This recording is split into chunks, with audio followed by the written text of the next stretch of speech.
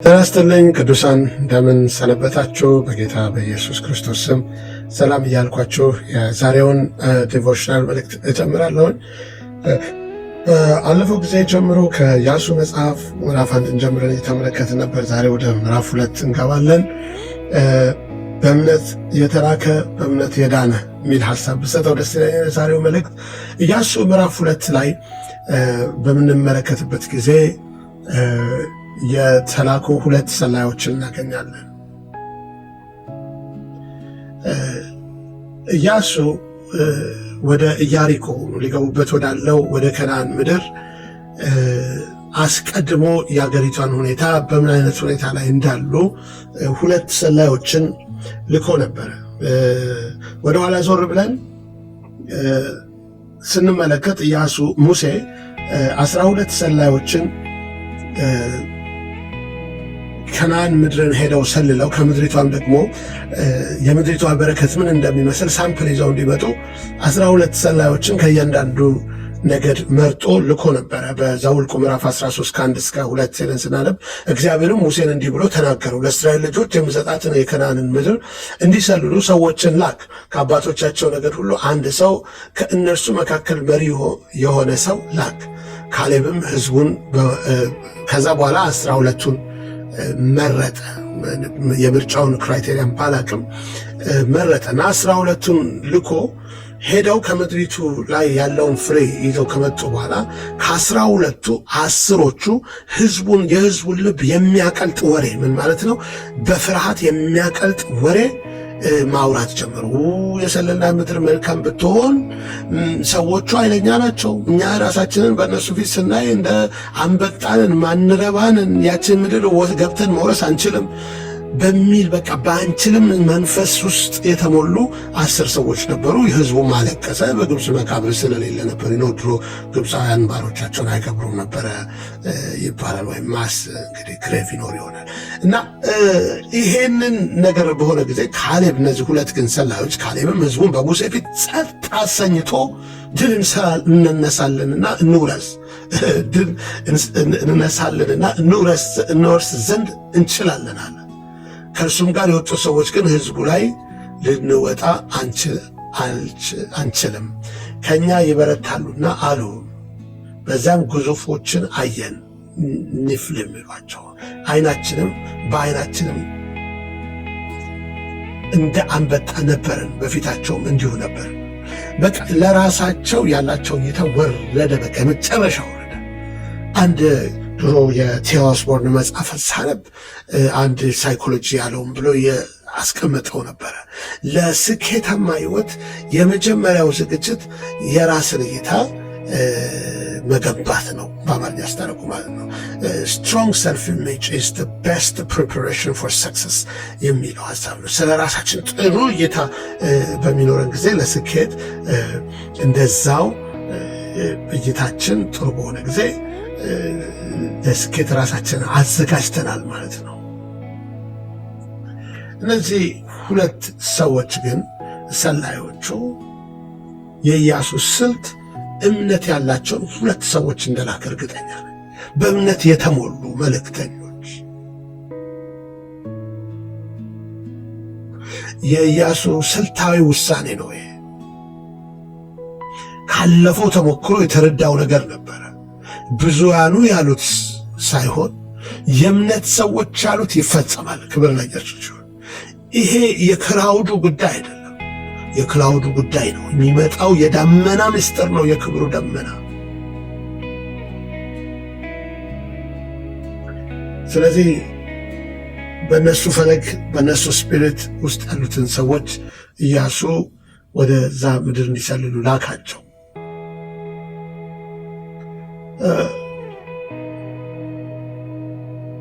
ይሄ ሁለት መልአክ የሚባለው ነገር በኋላ ኢየሱስ ክርስቶስም ይህንኑ ስትራቴጂ ሲጠቀም እናያለን። 12ቱንም ሲልክ በኋላ ደግሞ 70ዎቹን ሁለት አድርጎ እሱ ወደሚሄድባቸው ከተማዎች በሉቃስ 11 ላይ እንደሚነግረን፣ ከዚያም በኋላ ጌታ ሌሎች ደግሞ ሾመ። ሁለትም አድርጎ እርሱ ሊሄድ ወዳለው ከተማና ስፍራ ሁሉ በፊቱ ላካቸው። እነዛ ሁለት በሚላኩበት ጊዜ እርግጠኛ ነኝ ሁለት በጣም ያበረታታቸዋል። ለምስክርነት ብዙ ጊዜ ወጥቻለሁ። በመንገድ ላይ በሰው ቤት ማናቀው ሰው ማናቀው ሰፈር ማናቀው አካባቢ ሁለት ሆናችሁ ስትሄዱ ትንሽ የሆነ የሚያበረታታችሁ ነገር አለ። ኢቭን አንደኛው ተናጋሪ እንኳ ባይሆን አብሯችሁ ስላለ እርስ በርስ ይጠናከራሉ። እንደገና ደግሞ ሪስፖንሲብል አካውንታብሊቲ ይኖራቸዋል፣ ለተጠያቂነት ይኖራቸዋል። እርስ በርሳቸው ታማኝ ይሆናሉ። ሁልጊዜ አካውንታብል ነን እኛ ለምንኖርበት በቤታችን አካውንታብሊቲ ያለን፣ በስራ ቦታ፣ በአገልግሎት፣ በሁሉ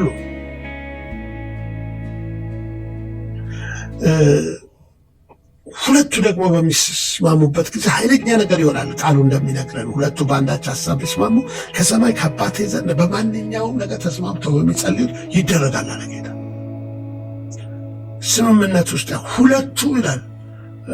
በኋላ ዘዳግም ላይ የሚልስና 10,000 አንዱ ሺህ ሁለቱ 10,000 5 times more ማለት ነው። መጽሐፍ ቅዱስ ላይ በሁለት ወይም በሶስት ምስክር ይጸናል ይላል። ስለዚህ እነዚህ ሰባዎቹ በተመለሱ ጊዜ ወደ ኢየሱስ መጥተው ጌታ ሆይ አሉት፣ አጋንንት እንኳ በስምህ ተገዝተውልናል ሉቃስ 10 ከ17 እስከ 19 አሉ። ሰይጣንን አለ ጌታ የዛኔ እንደ መብረቅ በእምነት እንደ መብረቅ ከሰማይ ሲወድቅ አየሁ። እነሆ እባብና ጊንጡን ትረግጡ ዘንድ በክፉ ኃይል ሁሉ ላይ ስልጣን ሰጧቸው፣ የሚጎዳቸው አንዳች የለም አለ። ሃሌሉያ! ይሄ ሲላኩ የሰጣቸው ስልጣን የመፈወስ አጋንንት ከስራት ከተለያየ ስራት ሰዎችን የመፍታት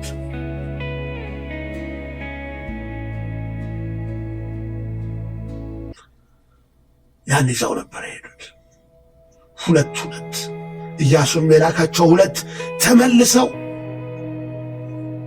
ያዩትን ነገር ተናግረዋል። የሕዝቡን ልብ የሚያቀልጥ ሳይሆን ድል ማሸነፍ አይደለም የሚል አይደለም፣ ይቻላል የሚል የማይቻል መንፈስ የመጣ ተስፋ አስቆራጭ ሳይሆን ተስፋን የሚያለመልም ፍርሃትን ማሰራጨት ሳይሆን እምነትን የሚገነባ ንግግር ነበረ የተናገሩት። 12ቱም ሰባዎቹ መጥተው የተናገሩት ሪፖርት በሄዱበት ሁሉ ኢየሱስ ወደዛ ነገር ውስጥ ለመግባትና አሁን ለመሄድ የሚያበረታታ ዜና ነው የሰማው። አይቻልም ሳይሆን በእግዚአብሔር ዘንድ ሁሉ ይቻላል። በኢየሱስ ስም ድልን አውጁ። በሕይወታችሁ ላይ ድልን አውጁ። ድልን አውጃለሁ። በኑሯችሁ፣ በቤተሰባችሁ፣ በልጆቻችሁ ላይ ድልን አውጁ። ክብር ለኢየሱስ ይሁን። ረሃብ የዳነችው ወደ ረሃብ በምንመጣበት ጊዜ በእምነት ነው የዳነችው፣ በስራ አይደለም። በእርግጥ ነው በስራ ነው የዳነችው ትችላላችሁ። በኋላ እናየዋለን፣ ጥቅሶች አሉ እንደዛ የሚለን።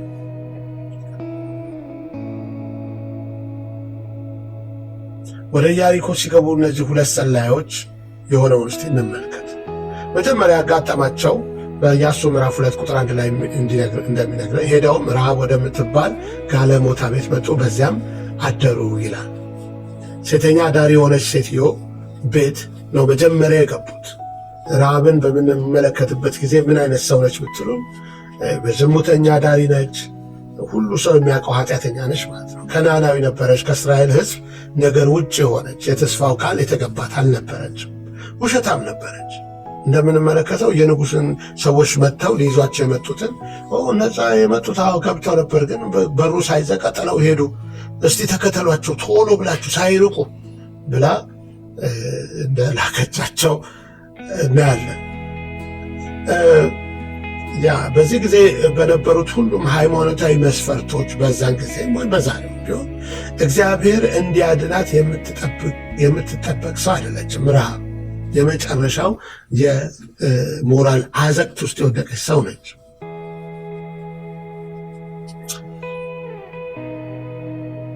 ኢያሱ ምዕራፍ 2 ቁጥር 2 እስከ 5 ሄዳቸው አንብቡት። የንጉሡን ሰዎች እንዴት እንደዋሸቻቸው። ረሃብ ሰላዮችን በመደበቅ ባደረገችው በጎ ተግባር እግዚአብሔር አላዳናትም፣ ኃጢአቷን አልዘነጋም። እሺ ሴተኛ አዳሪ ውሸታም ነች፣ ግን ቢያንስ ሕዝቤን ረድታለች ብሎ አይደለም ያዳናት። ረሃብ የዳነችው በእምነት ነው። የረሃብ የእምነት መገለጫ ምንድነው ብትሉ ስሙ ያለችውን ኢያሱ ምዕራፍ 2 ከ9 እስከ 11 እግዚአብሔር ምድሪቱን እንደሰጣችሁ ድንጋጤያችሁን በላያችን እንደወደቀ በምድርም የሚኖሩ ሁሉ በእናንተ ምክንያት ልባቸውን እንደ ራደ አውቃለሁ። ከግብፅ በወጣችሁ ጊዜ እግዚአብሔር የኤርትራን ውኃ እንዳደረቀላችሁ በዮርዳኖስ ማዶ በነበሩት በሁለት ነገሥታት በእናንተም በሲሆን ላይ ያደረጋችሁትን ሰምተናል። እኛም ይህን ነገር በሰማን ጊዜ ልባችን ቀለጠ። አምላካችሁ እግዚአብሔር በላይ በሰማይ በታችን በምድር ያለ አምላክ ነውና። አገባችሁ ብትለው ስለ እግዚአብሔር በቃ እየተሰበከች ነው። የእናንተ እግዚአብሔር በሰማይም እሱ በምድርም እሱ ነው። በቃ ሌላ አምላክ የለም።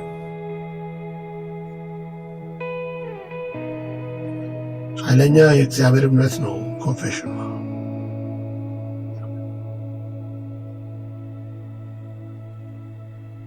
ስለ እግዚአብሔር ብቻ አይደለም የሰማችሁ፣ አምናለች።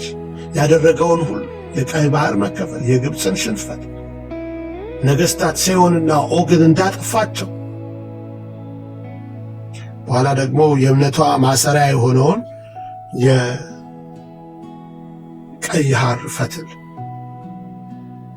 ኢያሱ ምዕራፍ 2 ከ18 እስከ 19 ወደ ምድሪቱ በገባን ጊዜ አሏት ሰዎቹ ከመልቀቃቸው በፊት ከሷ ቤት ይህን ቀይ ገመድ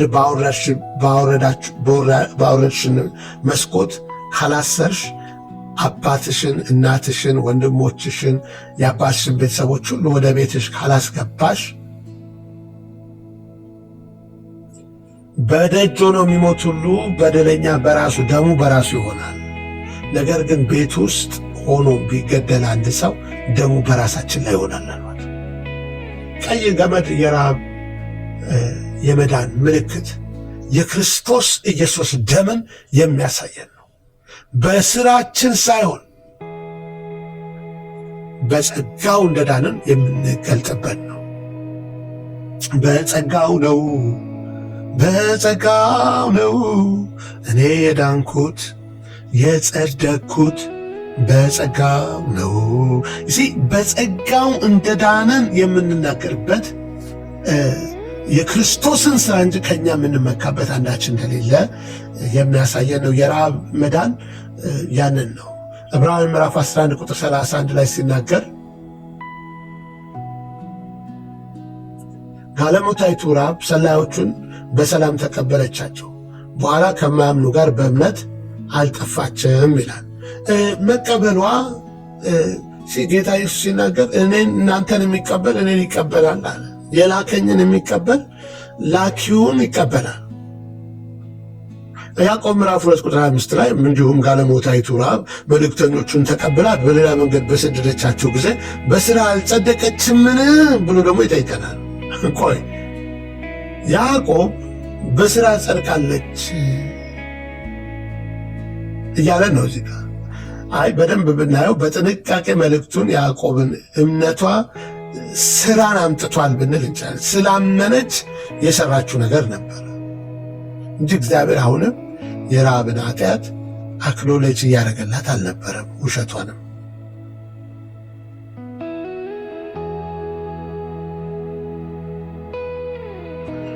የሚያስገርመው የረሃብን መጨረሻዋን ስታዩ ሕይወቷ የሚያስደንቅ ነበር። እነዛ የእስራኤል ሕዝቦች ወደ ኢያሪኮን ቅጥር አልፈው ከገቡ በኋላ ሕዝቡ ብዙዎቹ በዛ ምድር ላይ ያለው ሰው ሁሉ ሲያልቅ፣ እሷ ግን እሷና ይዛቸው የገባችው ወደ ቤቷ መዳንን አገኙ። ከዛ በኋላ ሳልሞን የሚባል የይሁዳን አለቃ ገባች። የቦዔዝ እናት ሆነች። ታላቅ ባህሪ ያለው ሰው፣ አስገራሚ ነው። የንጉሥ ዳዊት ቅድመ አያት ሆነች። የኢየሱስ ቅድመ አያት የዓለም አዳኝ የሆነው የዘር ሐረግ ውስጥ እንድትገባ የሆነች ሰው ሆነች ማለት ነው ረሃብ። ዛሬ በዙሪያችን ብዙ ረሃቦች አሉ።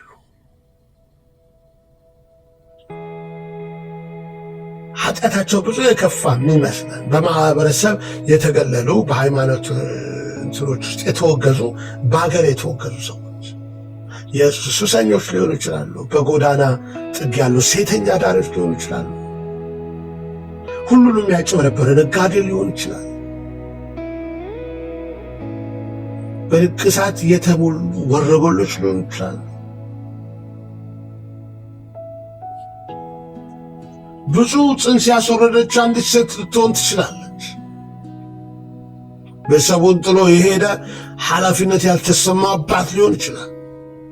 የጌታ ኢየሱስ ክርስቶስን ወንጌል ሲሰማ ውስጡ ጸጸት ገብቶ ኢየሱስ ክርስቶስን አዳኝ አድርጎ ቢቀበል ያ ሰው የእግዚአብሔር ልጅ በመሆን ድህነትን ያገኛል። ሮሜ ምዕራፍ 10 ላይ እንግዲህ ያላመኑት እንዴት አድርገው ይጠሩታል? ያልሰሙትስ እንዴት አድርገው ያምናሉ? ያለ ሰባኪስ እንዴት ይሰማሉ? ካልተላኩስ እንዴት ይሰብካሉ? የሰላምን ወንጌል የሚሰብኩ እግሮቻቸው እንዴት ያማሩ ናቸው! መልካሙን የምሥራች የሚያወሩ ናቸው ተብሎ እንደተጻፈ